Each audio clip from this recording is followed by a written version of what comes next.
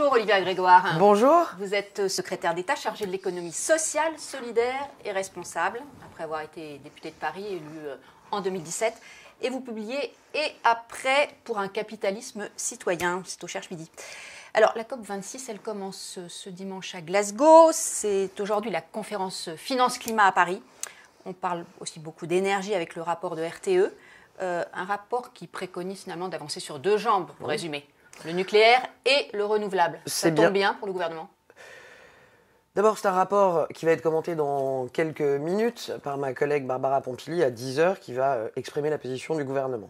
C'est un rapport qui tombe assez bien, qui est intéressant en tout cas de par les scénarios qu'il développe, pas moins de 6 scénarios pour atteindre les objectifs carbone d'ici 2050 et la neutralité carbone, tout en maintenant notre indépendance énergétique.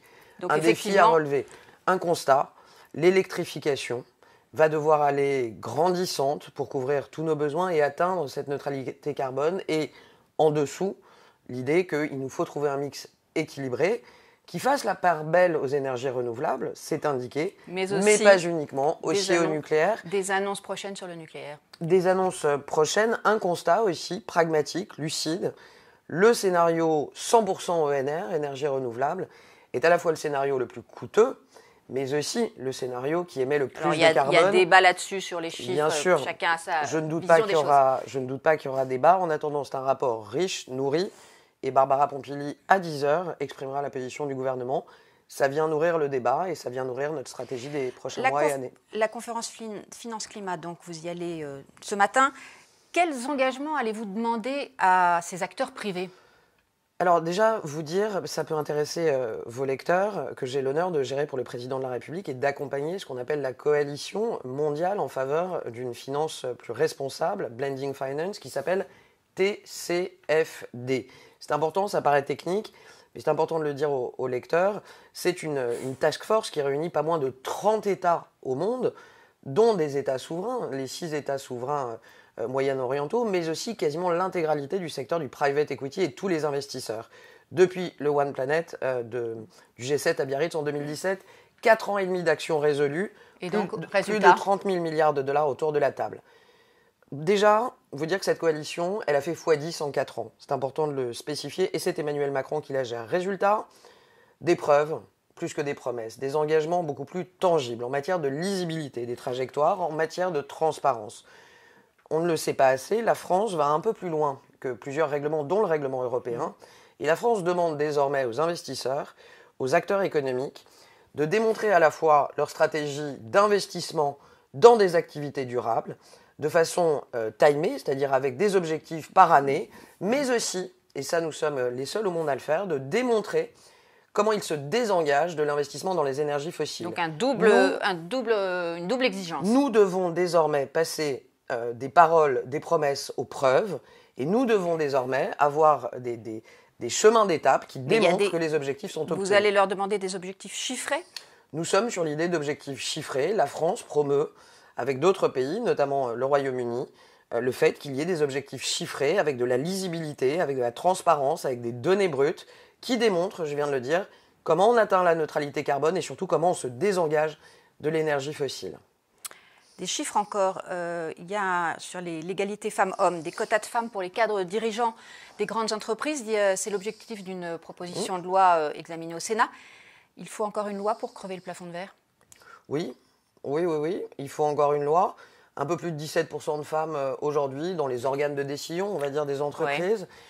Pour autant, la France n'est pas le plus mauvais élève. Ça n'a pas ruisselé, finalement. La loi Copé-Zimmermann n'a pas engendré... Elle a fait beaucoup de choses, cette loi. Elle a permis de changer la donne sur beaucoup d'items. Pour autant, dans les lieux de décision, notamment les conseils d'administration, vous le savez, vous êtes un journal qui traite l'économie, nous n'avons que 2 femmes à date au sein du CAC 40, une troisième chez Sodexo qui est en intérim. Et dans le SBF 120, un peu moins de 10 femmes. Est-ce suffisant ? Pouvons-nous envisager de pratiquer un capitalisme citoyen avec la moitié de l'humanité qui n'est pas dans les organes de direction ? Pour le dire simplement, difficile. Donc là aussi, l'idée c'est de se créer un chemin. Moi j'aime les chemins avec des objectifs chiffrés. Car en 2040, avoir 40% en 2030 de femmes dirigeantes dans les conseils d'administration, pardonnez-moi, c'est-à-dire doubler. Bézieux, pour le MEDEF, disait que ça va entraîner des démissions forcées si on veut... atteindre cet objectif? Écoutez, il y a souvent, avec toute l'amitié que j'ai pour Geoffroy Roux de Bézieux, il y a quand même souvent des caricatures et des exagérations. Regardez, il y a 20 ans, le débat sur la parité, on se disait qu'on n'allait pas trouver les femmes, qu'on ne trouvait pas les femmes. Il y a cette histoire de vivier qu'on a aussi dans le secteur économique. On veut des femmes, mais on ne les trouverait pas. Voyez-vous, on en voulait il y a 20 ans en politique, on les a trouvées. Je fais partie de celles qui, je pense, n'existeraient pas sans parité. Il y a un chiffre marquant, il n'y aurait que 21% de dirigeantes de start-up, dirigeantes femmes. Ça ne m'étonne pas tellement. Donc le vivier, finalement, on pourrait imaginer qu'il existe pour ces start-up. Ça ne m'étonne pas tellement, au même titre d'ailleurs que l'économie sociale et solidaire a aussi beaucoup de progrès à faire en matière de parité dans les organes de direction. En gros, dans ces secteurs, il y a beaucoup de femmes salariées. Il y a peu de femmes qui décident. Et donc tout l'enjeu, c'est de passer je dirais de l'étage intermédiaire à l'étage de direction et faire en sorte que les femmes aient plus de pouvoir de décision. Le monde des affaires et de l'entreprise toujours. Les avocats estiment que leur secret professionnel est tout sauf garanti par le projet de loi Dupond-Moretti. Il y a un bras de fer en ce moment entre Bercy et la chancellerie, le ministère de la Justice. Bercy appuie plutôt les services fiscaux, mais aussi le parquet national financier. De quel côté êtes-vous ? Moi, d'abord, qu'il y ait des arbitrages et que ce soit parfois équilibré, en équilibre entre deux ministères, ça ne fait pas toujours la une des médias et c'est un peu notre quotidien. Quand on est à Bercy, vous voyez, on gère aussi... Là, ce n'est pas juste un arbitrage, c'est un véritable bras de fer. Oui, un bras de fer, oui, c'est un arbitrage en cours. Je peux vous dire que Bruno Le Maire et Éric Dupond-Moretti s'entendent très bien. Il ne vous a pas échappé que je suis plutôt à Bercy. Il ne vous a pas échappé que mon ministre de tutelle, c'est Bruno Le Maire. Et par construction, je suis une femme cohérente avec... Là aussi, l'amitié forte que j'ai pour Éric Dupond-Moretti. Je suis à Bercy et siège à Bercy. Mais les avocats ont raison de défendre ce secret. C'est qu'on atterrisse. Oui, les avocats ont sûrement bien entendu raison de défendre ce secret. Et moi, j'ai une règle qui est d'essayer de m'exprimer sur mes champs de compétences. Et pour le coup, là, on est quand même... On va trouver un terrain d'entente ? Je ne suis pas inquiète, oui. Les jeunes, le droit de vote à 16 ans, il est dans le débat, il revient toujours dans le débat, généralement avant les élections. Il y a une proposition de loi LREM sur le bureau de l'Assemblée. La gauche est globalement pour. Votre collègue au gouvernement, Clément Beaune aussi. Le président semble plus réservé. Et vous ? Ça mérite un vrai débat. Je suis assez réservé à cette heure. Je peux changer d'avis et me positionner pour dans les prochains mois. Je trouve que c'est un beau débat présidentiel. Parce que je ne crois pas qu'il suffise d'ouvrir un droit. Je crois qu'il faut aussi créer les conditions pour que ce droit soit effectif. On a aujourd'hui une défiance, et le mot est faible, de la jeunesse à l'endroit des politiques. Et je crois que l'enjeu est beaucoup plus large que la simple ouverture du droit de vote à de nouvelles populations. L'enjeu qui nous incombe, c'est comment on réintéresse la population, comment on réengage la population dans cette vie démocratique. Et là, je pense qu'il y a beaucoup plus de questions à ouvrir. C'est pas un coup de baguette magique avec une ouverture du... Je ne crois pas. Ça peut faire partie d'une palette de mesures.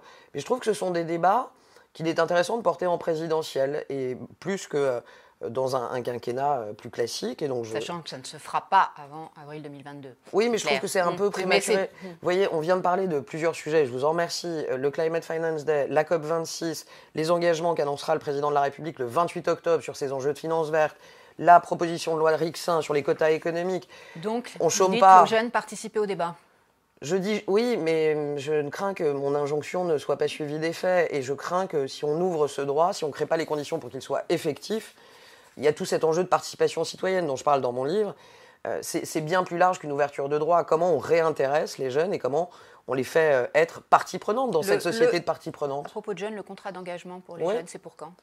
C'est pour rapidement, dans les prochains mois, ce sera voté en PLF avec une ouverture de crédit. C'est ciblé et ça n'est pas un RSA jeune. Avec un engagement donc pour 500 000 jeunes.